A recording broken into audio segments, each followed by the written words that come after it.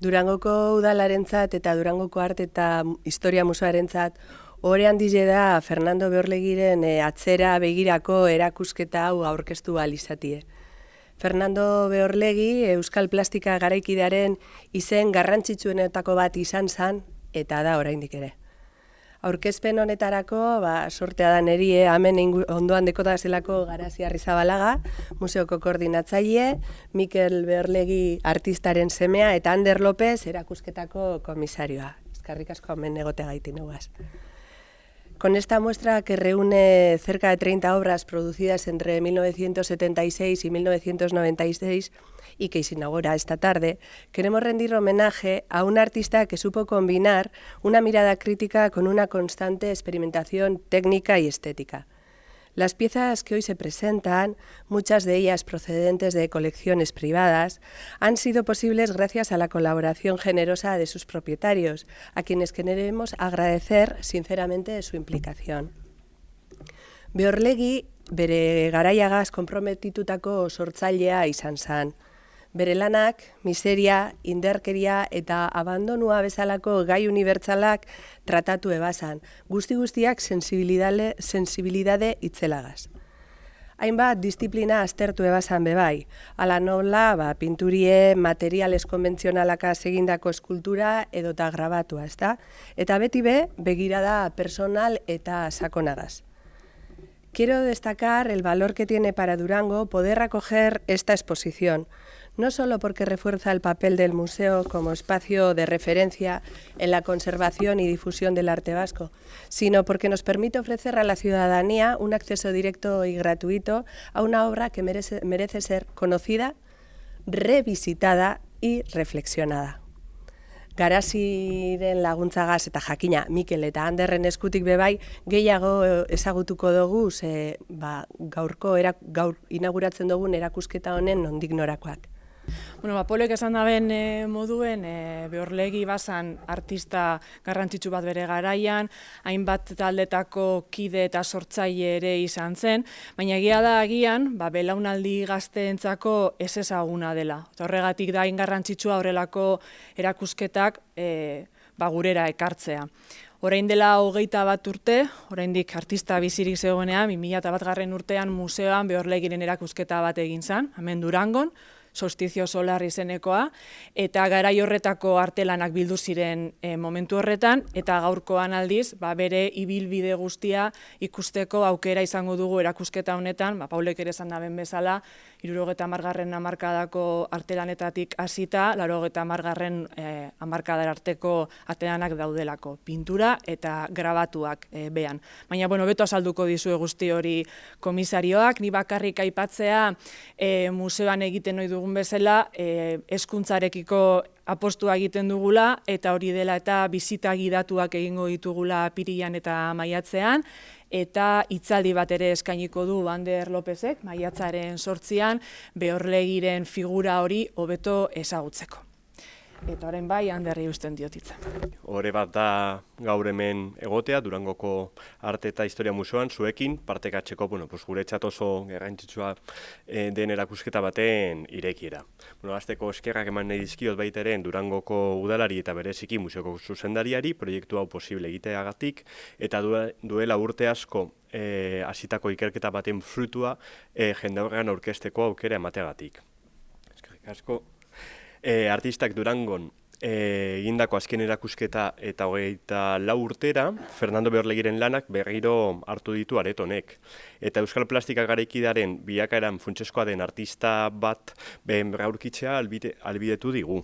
Bildumagile partikularren eskuzabaltasunari esker, gaur bere lanaren aukeraketa zainduaz goza ezakegu. Bere ibilbidera eta bere garaiko korronte artistikoekin izandako elkarrizketara hurbiltzen gaituena. Erakusketa honek, Beorlegiri omenaldia egiteaz gain, bere ondarea eta Euskal Herriko eta Espainiako artean izan zuen garrantzia garrantzia eta eragina hobertu ulertzeko aukera ematen digu. Publikoak bertan esperientzia berazgarri bat aurkitzea espero dugu, hausnarketara eta gozamenera gonbidatuko gaituena. Berriz ere eskerrak eman nahi dizkiot erakusketa hau posible egin duten pertsona eta erakunde guztiei, haien babesik gabe eta konpromisorik gabe ekimen hau ez litzateke errealitate bat izango, eta eskerrik asko zuei baita ere eta ongi etorri erakusketa honetara.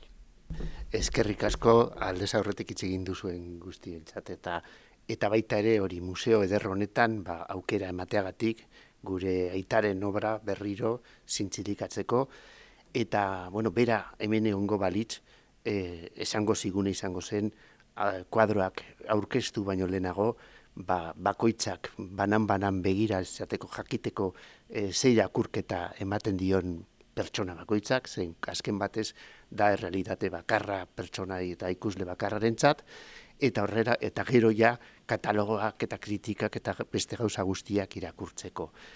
Kuadro hauetan ikusten dira hori bere munduan, bere momentuan berak isladatzen zituen paradoxak, kexak, denuntziak, eta bestetan baita ere bere lilurak azken batez berearen errealitatearen percepzioa irudikatzen zituen kuadro hauetan, ez?